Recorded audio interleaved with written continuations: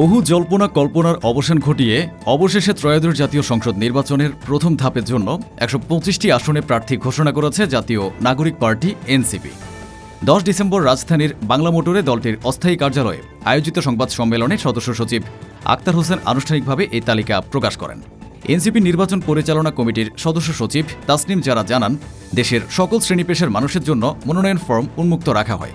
এতে ১,৫০০-এর বেশি আবেদন জমা পড়ে এবং চূড়ান্ত তালিকায় এসেছে বৈচিত্র্য, তরুণ নেতৃত্ব এবং নতুনদের প্রতি অগ্রাধিকারের ছাপ। দলের আহ্বায়ক নাহিদ ইসলাম ঢাকা ১১ থেকে নির্বাচন করছেন। সদস্য সচিব আক্তার হোসেন প্রতিদ্বন্দ্বিতা করছেন রংপুর ৪-এ।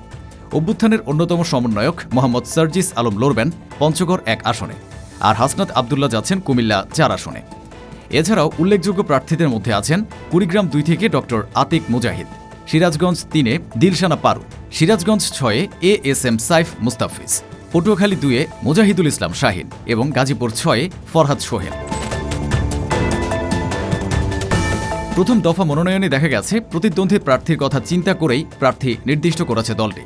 এনসিপির প্রধান সমন্বয়ক নাসিরউদ্দিন পাটোয়ারি আগে বলেছিলেন দলটি খালেদা জিয়ার আসনে প্রার্থী দেবে না, কিন্তু দলটি দিনাজপুর ৩ আসনে প্রার্থী দিয়েছে। এখানে দাঁড়াচ্ছেন এনসিপির জেলা আহ্বায়ক আ.হ.ম শামসুল মুক্তাদির। এছাড়াও বগুড়া ৬-এ তারেক রহমানের বিরুদ্ধে প্রতিদ্বন্দ্বিতা করছেন আবদুল্লাহ আল ওয়াকি। বিষয়টি রাজনৈতিক মহলে আলোচনার সৃষ্টি করেছে। আর সালাউদ্দিন আহমেদের আসন কক্সবাজার ১-এ দলটির মনোনয়ন পেয়েছেন ঢাকা বিশ্ববিদ্যালয়ের আইন বিভাগের সাবেক চেয়ারম্যান, বর্তমানে ইন্টারন্যাশনাল ইসলামিক ইউনিভার্সিটি অব চিটাগাংয়ের আইন অনুষদের ডিন ড মাইমুল আহসান খান। তিনি সালাউদ্দিন আহমেদের শিক্ষকও ছিলেন। আর জামায়াতের আমির যে আসন থেকে প্রতিদ্বন্দ্বিতা করছেন ঢাকা ১৫, সেখানে এনসিপির প্রার্থী মেজর অবসরপ্রাপ্ত মোহাম্মদ আলমগীর ফেরদৌস।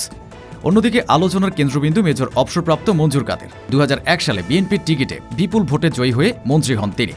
এবার বিএনপির মনোনয়ন না পেয়ে এনসিপির হয়ে সিরাজগঞ্জ ৬ থেকে লড়ছেন। আসনটি এনসিপির যুগ্ম সদস্য সচিব মাহিন সরকার এ আসনের মনোনয়ন প্রত্যাশী হলেও তিনি সিদ্ধান্ত মেনে নিয়ে কাদেরকে অভিনন্দন জানিয়েছেন।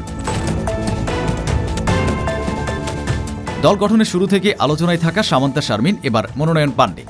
একইভাবে ঢাকা ৮-এ মনোনয়ন পাননি আলোড়ন ফেলা রিকশা চালক।